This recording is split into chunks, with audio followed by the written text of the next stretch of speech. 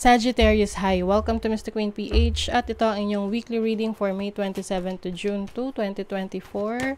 So let's see what are the energies coming to you ngayong week na to, Sagittarius. Let's see what is your overall energy for this week. You have the Six of Cups, reminiscing the past. So, pwedeng merong reunion with someone na, let's say, pwedeng kaibigan mo, yan, yung mga dati mong classmates, magkikita-kita kayo. Pwedeng intentional, pwede namang hindi mo inaasahan, unexpected, no, na makikita mo siya sa mall or nasa isang event kayo na hindi mo rin alam. Some of you also are going to focus on your kids, no? Kung meron na kayong mga anak, you are spending more time, no, with your kids. Pwede rin merong energy from the past na, pwedeng ex na babalik. Or pwede rin lang naman na parang you are recalling things from your past na maaring may mga trigger points na naalala mo na, ito, nung bata ako, ganito. Yung parang meron kang pinagkakwentuhan ng nangyari na experience mo in the past, ng college days mo, ng high school days mo, things like that. Yung iba naman, pwedeng sinasarili mo lang yung mga naaalala mo from your past. Yung parang may binabalikan ka, yung tipong dating, yung mga favorite shows mo in the past, papanoorin mo, tapos babalik ulit yung alaala ng nakalipas. Okay, let's see your challenge. What is the challenge? You have the Queen of Swords. Okay. As a challenge, I think there are some people na hindi mo pa rin magawa-gawang tanggalin sa buhay mo. Pwedeng physically, wala na sila sa buhay mo, but still energetically, they are still in your heart, no? This can be a person na you have separated yourself from, no? Nagkahiwalay na. Let's see your opportunity. You have the Queen of Wands. You have the opportunity to explore, be more free, and be more creative, no? Ngayong week na to. So, pwedeng meron kang mga projects na gagawin na mas magagamit mo yung iyong talents, yung abilities mo. Your blessing is the Six of Wands. This is success. This is fortune after difficulty. This is also being a winner, no? Pagkatapos ng mga pagsubok, pagtatagumpayan mo, no? So, maaring ngayong week na to, you will see the results, no? Resulta ng mga pinaghirapan mo, mga pinagpaguran mo. Pwede rin ma-recognize ka sa trabaho or sa community na kinabibilangan mo. What is the Six of Cups? Diba? Reunion talaga, celebration with friends. Yung iba rito, friends naman. Na yung tipong dati mong classmates, dati mong katrabaho. Maaring mag-organize kayo ng get-together. Celebration rin. I also see a celebration dahil merong na-achieve ang anak mo, no? Kung may anak ka na. Pwedeng sa school, no? Honor siya, or graduate siya, yung anak mo. So, celebration para sa family. What is the Queen of Swords? The Eight of Wands. So, meron ditong, can be a person na you tried to cut off your life, pero hindi ka niya kinut off. Kinut off mo siya, hindi ka niya kinut off. Ibig sabihin, this person might still be reaching out sa'yo. Gusto kang makausap, gusto kang makasama. So, pag ganun, pag talagang gusto mong i-cut off ng tao sa buhay mo, and you are decided, kahit anong reach out, hindi mo na yun papansinin, diba? But, kung sa tingin mo, merong chance, nasa sayo yun. If you will give this person a chance to be part of your life again. This can be anyone. Can be a friend, a family member, a romantic partner. Okay? What is the Queen of Wands Four of Coins. Financial stability, financial security. I think ngayon, maaring meron ka ring opportunity na isipin muna yung sarili mo, no? Yung, kumbaga, pagkagastusan yung sarili mo. Lalo na kung in the past, laging ibang tao yung iniisip mo. Some of you will also focus on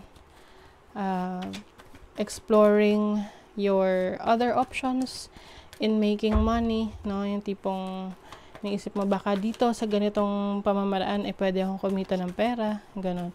That will increase your ipon, no? Yung savings mo. What is the Six of Wands? You have the Nine of Coins. Wow. Sagittarius, financial abundance, stability for you. Parang iba sa inyo kung meron kayong goal na maipon for a certain period of time, makukuha nyo yung goal na yan. Pwedeng magsisimula pa lang kayo, pero yung iba sa inyo, nagawa nyo na in the past, and pwedeng now is the time na to get the results na, or to experience yung resulta ng mga pinaghirapan mo, the fruits of your labor. Parang, kumbaga. Let's see. Money, career, finances, energies for Sagittarius. Oh, 2 beses yung Nine of Pentacles. Oh, talaga naman. This is having more than enough. So, ibig sabihin yan, may sapat ka na ipon, tapos may extra ka pa that you can use para sa sarili mo or to help others, no? You have the Ace of Swords. Some of you are thinking about getting into a business, having your own business. Pwede meron ka ng idea. Although, idea pa lang naman yan. So, pwede pa yan magbago. Or, maybe you are considering to have your own business. Lalo na kung ikaw ay isang empleyado and you're thinking about other sources of income. Wow, the Star. Grabe, in alignment ka sa mga dreams mo ngayon. Oo. Yung mga pangarap mo para sa sarili mo, para sa career mo, para sa business mo. Parang nabibigyan ka ng opportunity ngayon to accomplish that. Sa love life naman, you have the Six of Wands. Uy! Six of Wands din. Ang ganda, kasi 2 beses yung Six of Wands, 2 beses yung Nine of Pentacles. So, very blessed kayo ngayon, Sagittarius. Pagdating sa love life, I think, parang meron kang sasalubungin, no? It will welcome. This can be a romantic partner na long distance relationship. I'm seeing airport. pwedeng vice versa, no? Or tipong ikaw yung sasalubungin sa airport ng iyong romantic partner. Pwedeng travel opportunities with your romantic partner. Wow, Ace of Wands.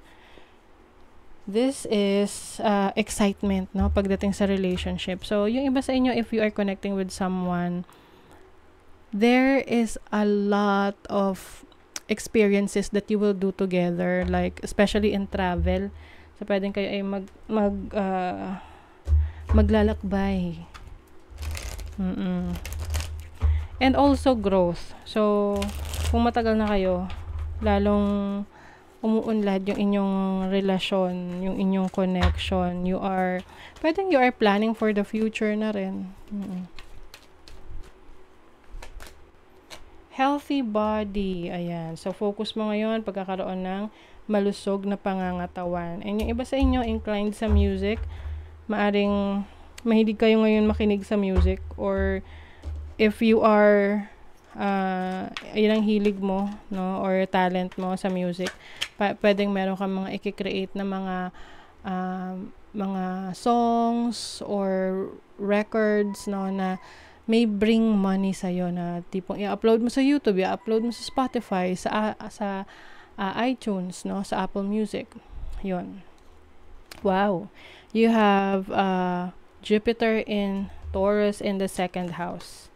Status. So, I think, no, pagdating sa finances mo, properties mo, marami ka pang ma-accomplish, marami ka pang ma-acquire. Oo. You have Moon in Libra in the 7th house, companionship. 7th house is about relationships, no? Maaring ngayon, maganda yung takbo ng relasyon mo. This can be any type of relationship, romantic man yan, sa family, sa friends, or sa business. Don't doubt your worth. I am always enough. Yes, you are always enough, Sagittarius. Kumbaga, kung ikaw ay naniniwala sa kakayanan mo, marami kang ma-achieve, marami kang magiging success para sa iyo, para sa sarili mo. Okay? So, that is your reading, Sagittarius. Thank you so much. Bye!